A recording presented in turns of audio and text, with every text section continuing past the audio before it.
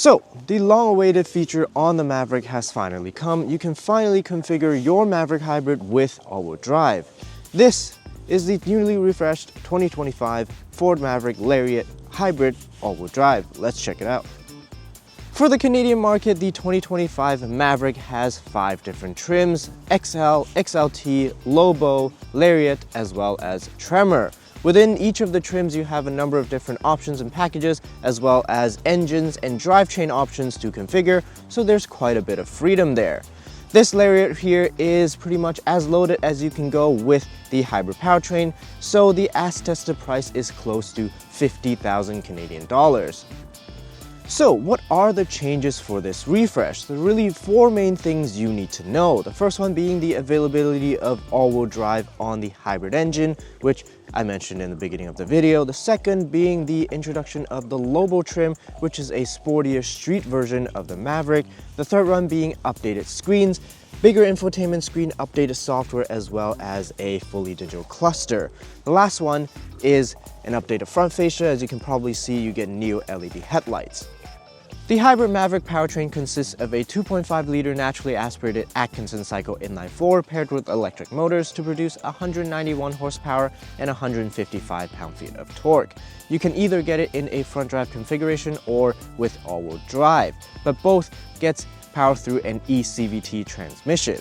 The other engine option is a 2-liter turbo inline-4 that produces 250 horsepower and 277 pound-feet of torque.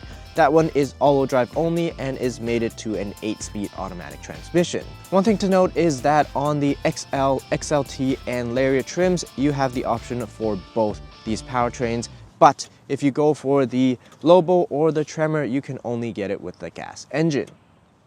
Now, the Maverick is the smallest of the bunch, the Ranger being the mid-size, the F-150 being the full size, and then of course there's the heavy duties being even bigger than that.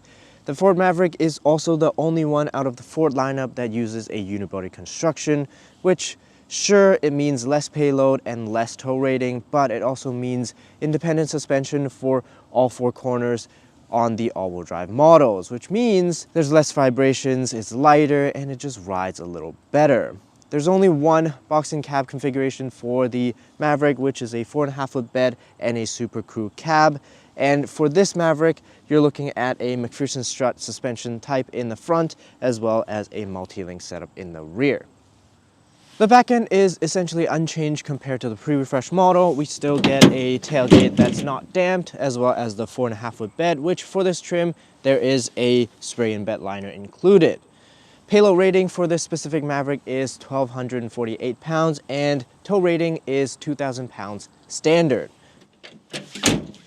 This Maverick, however, is optioned with the 4K tow package, which means the tow rating is raised to 4,000 pounds, and you also get your 4-pin and 7-pin connector down there. As expected, there are a ton of accessories for the bed. You can get your tonneau cover, you can get a bed extender if you need more space.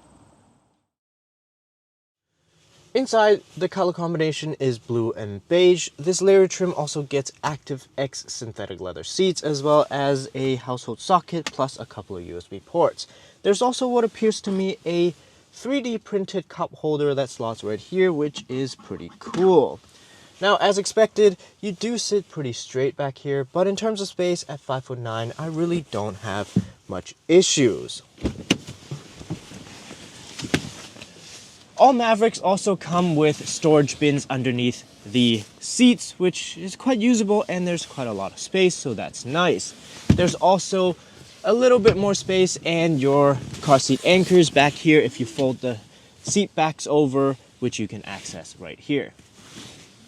Up front, gone are the analog cluster and the Sync 3 system, and in are these new screens. 8-inch for your digital instrument cluster and 13.2-inch for your Sync 4 infotainment system.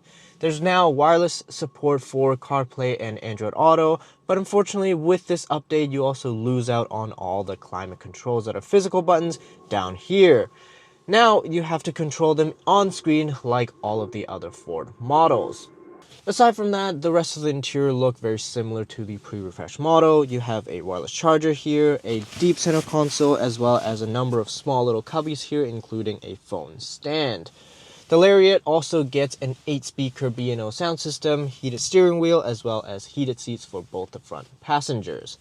Material use does feel a little cheap considering the price tag, as there's quite a lot of hard plastic all around, but everything feels pretty well built. Anyway, let's hit the road, go for a drive, and talk about the powertrain. Here in Canada, having all-wheel drive is quite important, so I'm very happy that Ford has finally brought all-wheel drive to the hybrid powertrain for the Maverick. Off the line, the Maverick feels pretty peppy because of the electric motors. Accelerating within city limits and within city speeds, it's actually no issues. I think there's more than enough. However, when you're on the highway and you're trying to accelerate, that's where you'll notice the power deficit compared to the gas model. That said, given the fact that you can still tow the same amount as you would in the gas engine, I would happily make the trade-off of a little bit less horsepower for a lot of efficiency. Well, let's floor it and see what happens.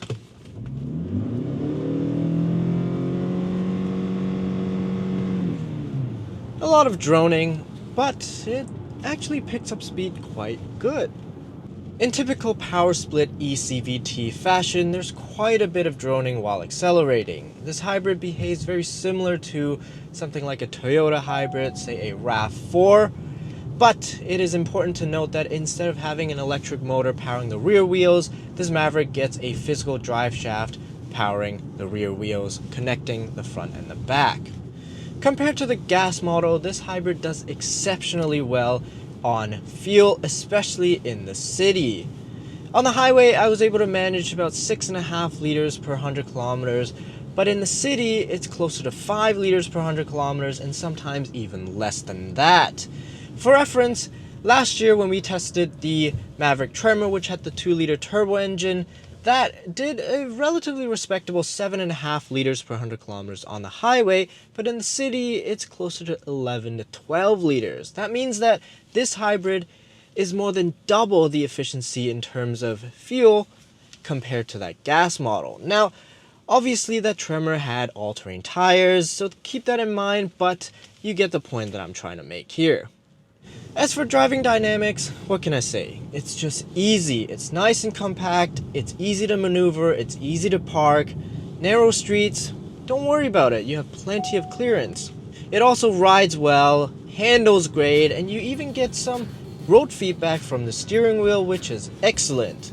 Now, sure, it doesn't look nearly as cool as an F-150, but sometimes I just think you gotta embrace the fact that you're driving this cute little truck. You know? No? Not really? Anyway, let's move on. When it comes to safety features, this Lariat comes standard with Ford Co-Pilot 360 Assist 2.0. So that means on top of emergency braking, blind spot warning, evasive steering, things like that, you also get adaptive cruise control, lane centering, and 360 camera, plus a few other things. This system works well. Adaptive cruise control brakes early, lane keep, lane centering centers you very well even on gentle curves on the highway.